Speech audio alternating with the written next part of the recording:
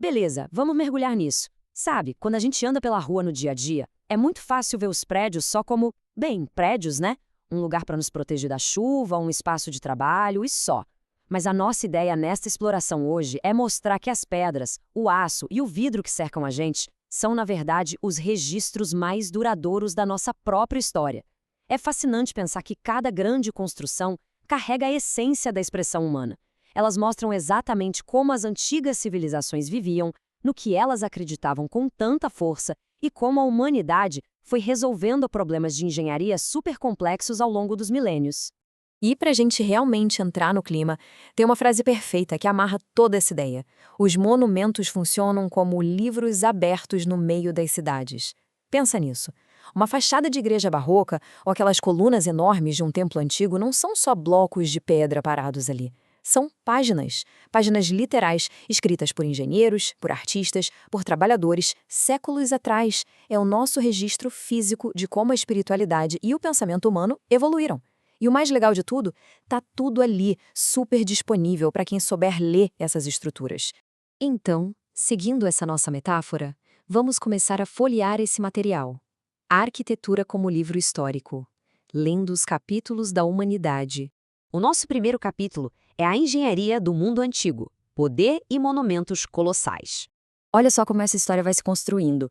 Na antiguidade, a arquitetura era sem dúvida a ferramenta perfeita para demonstrar força política e religiosa.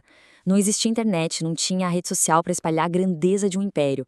O marketing deles era feito na pedra, e uma pedra bem pesada. Voltando lá para 2700 a.C., a gente tem as pirâmides do Egito. Imagina empilhar aqueles blocos gigantescos. Aquilo gritava não só a crença inabalável deles na vida após a morte, mas também o poder absoluto que ficava concentrado nas mãos do faraó.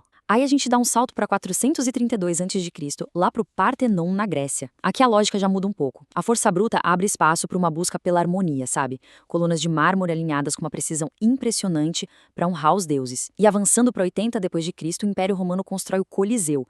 O foco vira totalmente o espaço público. É um anfiteatro para milhares de pessoas, provando para o mundo inteiro a escala absurda da engenharia civil que eles tinham.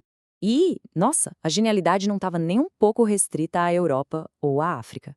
Enquanto isso rolava por lá, povos indígenas super avançados nas Américas e na Ásia estavam criando coisas de cair o queixo, integrando totalmente a geografia e a astronomia com o sagrado. A gente tem os maias, no ano 250 da nossa era, construindo pirâmides em degraus que eram, na verdade, observatórios astronômicos de altíssima precisão. Lá pelo século XII, a espiritualidade asiática ergueu aquele complexo inacreditável de templos hindus em Angkor Wat. Sério, são histórias mitológicas inteiras, literalmente esculpidas à mão. No século XIV, os astecas foram lá e construíram sua imponente capital com o templo maior erguido em cima de um lago. Sem falar no século XV, quando os incas basicamente desafiaram a gravidade nos Andes com Machu Picchu. Eles encaixavam pedras de um jeito tão perfeito, sem usar nenhum cimento, unindo a moradia humana com a natureza. É simplesmente sensacional. Bom, avançando nas páginas, chegamos em a espiritualidade e a luz, alcançando os céus. Quando a gente chega na Idade Média, a arquitetura religiosa dá um giro de 180 graus. A ideia agora não é só mostrar o poder na Terra, mas sim expressar novas ideias sobre espaço, desafiar a gravidade e, principalmente, trazer a luz divina para dentro. E isso ilustra brilhantemente o salto tecnológico deles. Antes, a gente tinha aquelas paredes grossas, super pesadas, muito escuras, que eram absolutamente necessárias para a construção não desabar sobre o próprio peso, certo? Mas aí vem o estilo gótico e joga as regras pela janela. Eles introduziram os arcos em ogiva. E o que isso permitiu? Basicamente trocar a pedra maciça por imensos vitrais coloridos. A engenharia abraçou a espiritualidade, deixando uma luz quase mística inundar os templos para contar as histórias sagradas. Parecia mágica de verdade. E essa vontade de se conectar com o celestial só cresceu no Renascimento e no Barroco, especialmente lá em Roma. Eles pegaram aquela herança clássica monumental e levaram para outro nível. Os arquitetos começaram a projetar cúpulas gigantescas que, de um jeito quase impossível, pareciam flutuar em cima dos fiéis. Mas o detalhe, que é o mais genial, são os tetos. Eles usavam pinturas com uma ilusão de ótica tão perfeita que, ao olhar para cima, a pessoa tinha certeza visual de que o teto da igreja estava literalmente aberto diretamente para o paraíso. Era a arte enganando o olhar de propósito para criar uma ponte com o céu.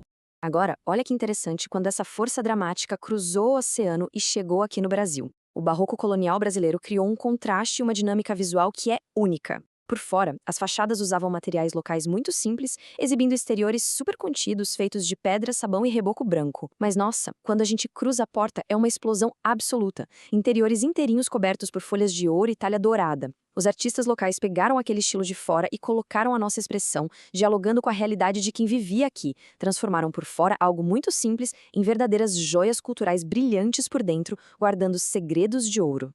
E assim o tempo passa, e a gente aterrissa na Era do Aço, monumentos da paisagem moderna. Chegando ali na virada do século XIX para o século XX, as coisas mudam de figura mais uma vez. A tradicional pedra começa a dar espaço para o uso revolucionário do ferro e do aço. E isso foi um divisor de águas absoluto. A Torre Eiffel surge em Paris e, repara, ela não foi feita para abrigar deuses, mas sim para celebrar o progresso industrial e toda a engenhosidade técnica da época. Nos Estados Unidos, a Estátua da Liberdade se ergue como esse farol gigante, um símbolo universal de liberdade. E, claro, temos o Cristo Redentor no Rio de Janeiro. O impacto visual e emocional de ver o Cristo lá no alto é absurdo. Não é só uma estátua, é um marco monumental imenso que funciona como um símbolo de fé e de acolhimento global, de braços abertos para o mundo inteiro. Esses marcos em aço e concreto conversam diretamente com a paisagem urbana moderna e viraram pontos de encontro para visitantes do globo todo. Mas nem tudo são flores, né? Precisamos falar sobre o risco do apagamento, a ameaça à memória urbana. É maravilhoso exaltar toda essa história, mas a gente precisa olhar para uma realidade bem objetiva e dura do nosso presente. O crescimento em ritmo acelerado das cidades cobra um preço altíssimo. E é aí que entra o que chamamos de apagamento histórico urbano. Sabe o que é isso? É aquele processo alarmante onde construções cheias de memória e significado simplesmente vão para o chão para dar espaço para o tal do progresso. Uma avenida mais larga, um shopping ou mais um daqueles arranha-céus de vidro espelhado. É literalmente como arrancar páginas do nosso livro histórico urbano. Sem esses marcos, a cidade perde a personalidade, perde a identidade e a gente perde a nossa conexão palpável com o passado. Felizmente, tem uma saída vital para isso. O escudo do tombamento, protegendo os capítulos do amanhã. Então, o ponto crucial aqui é desmistificar isso. Muita gente acha que tombamento é só burocracia para travar o desenvolvimento, mas não é. O tombamento é um escudo legal projetado especificamente para a nossa preservação cultural. É quando o governo e a sociedade reconhecem oficialmente que uma construção tem um valor histórico, artístico e cultural tão grande que ela deixa de ser uma propriedade comum, ela vira um patrimônio protegido por lei. E é exatamente essa ferramenta que freia aquele apagamento das cidades que a gente acabou de discutir. Para colocar isso em perspectiva, a mecânica da coisa funciona basicamente em 3 fases. Passo 1, primeiro vem o reconhecimento de que aquela obra tem um valor inestimável. Passo 2, a transformação oficial e legal desse bem num patrimônio protegido. E o passo 3, que é a cereja do bolo, a proibição estrita de que alguém destrua ou faça modificações que acabem com as características originais sem autorização. É um processo essencial porque garante que as páginas daquele livro de pedra não sejam rasgadas, deixando que as futuras gerações também possam aprender com elas. O que deixa a gente com uma pulga atrás da orelha para a reflexão final. Quais construções de hoje serão os monumentos tombados de amanhã? Afinal, as nossas cidades continuam escrevendo capítulos novos neste exato milésimo de segundo. A arquitetura ao nosso redor está documentando quem somos hoje, as nossas tecnologias e os nossos valores atuais. Na próxima vez que andar na rua com essa perspectiva na cabeça, tudo vai mudar. É um convite para valorizar a história que está aberta ao nosso redor. Fica aqui esse pensamento provocativo. E valeu demais por acompanhar a gente nessa exploração pelos caminhos da nossa memória arquitetônica.